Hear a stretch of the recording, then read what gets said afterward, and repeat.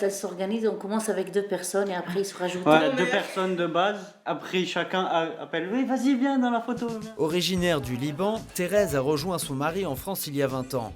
Pour elle et ses enfants Élie, Lydia et Gaël, la famille, c'est un milieu salutaire où l'on se complète et s'épanouit. Un foyer où brûle l'amour fraternel. La famille, elle est là pour nous, ça nous rend joyeux, ça nous rend heureux, oui, contents, parce qu'on n'est pas les seuls, on n'est pas tout seul, on n'est pas... Au contraire, il y a des liens avec nous. Je sais pas, c'est cet amour qui nous réunit, c'est ça qui est important pour moi. Tu sens genre que tu n'es jamais seul, que tu as toujours un soutien quelque part, même s'il n'est pas présent, tu le vois pas, tu le sens genre au fond de toi, on se sent protégé, que grâce à ça, rien ne peut nous arrêter. Pour les parents de Lydia, Gaël et Élie, la famille se construit au quotidien dans le dialogue et l'unité. La famille, les valeurs de la famille, c'est qu'on sache qu'on compte l'un pour l'autre. L'amusement, la confiance aussi. On n'est pas obligé de faire semblant. On est naturellement, on est nous. On ne cherche pas à devenir quelqu'un d'autre. C'est juste parce qu'on est en famille, on est nous-mêmes, quoi. On est en sécurité. Et quand on est en sécurité, on est nous-mêmes. On est nous-mêmes. On ne cherche pas à faire semblant ou à chercher les mots. À être comme les autres. Ou à faire, voilà. Si leur famille est restée au Liban, ils restent encore régulièrement en contact avec eux.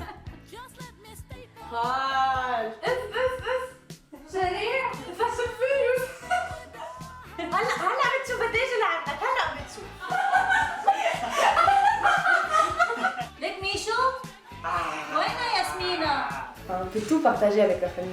Pour partager quelque chose ou vivre quelque chose, il faut communiquer, il faut créer des liens avec ces personnes. On ne peut pas rester seul, isolé dans la chambre ou quoi que ce soit.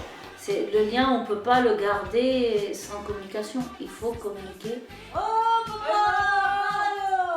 La famille, c'est la bonne terre sur laquelle on se trouve à l'instant T, où on va grandir comme un arbre qui a été planté.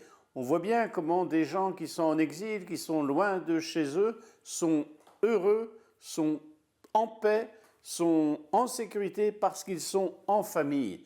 La famille, c'est ce noyau essentiel dont on a besoin pour grandir, pas pour rester enfermé entre nous, mais pour grandir, pour aller ensuite vers les autres. Parce que c'est un lieu où on est nous. Elle est belle cette expression. La famille, c'est le lieu où on est nous. C'est-à-dire qu'on peut être normal, on peut être naturel, on peut se tromper, on peut avancer, on peut rire, on peut se battre, on peut se pardonner. On est nous-mêmes et du coup, on est en vérité. À chaque fois qu'on essaye d'être le plus nous-mêmes, on est en vérité. Et du coup, ressort de notre cœur ce qu'on appelle les vertus, c'est-à-dire cette force intérieure que tout être humain a pour avancer. La solidarité, la tranquillité, la paix, l'aide, le soutien. L'homme a en lui, l'homme, l'être humain, a en lui ses vertus, c'est-à-dire ses capacités d'aller vers le bien. Et on pourrait dire que d'une certaine manière, la famille, c'est le lieu où il va puiser dans ses vertus pour se construire et pour construire les autres. Car on voit bien comment les aînés dans la famille regardent les plus jeunes, comment les plus jeunes regardent les aînés, comment les plus fragiles s'entraident, se soutiennent. Et donc c'est vraiment cette bonne terre dans laquelle on est appelé à grandir et, comme dit Jésus, à porter du fruit, un fruit surmultiplié qui nous échappe, tant mieux.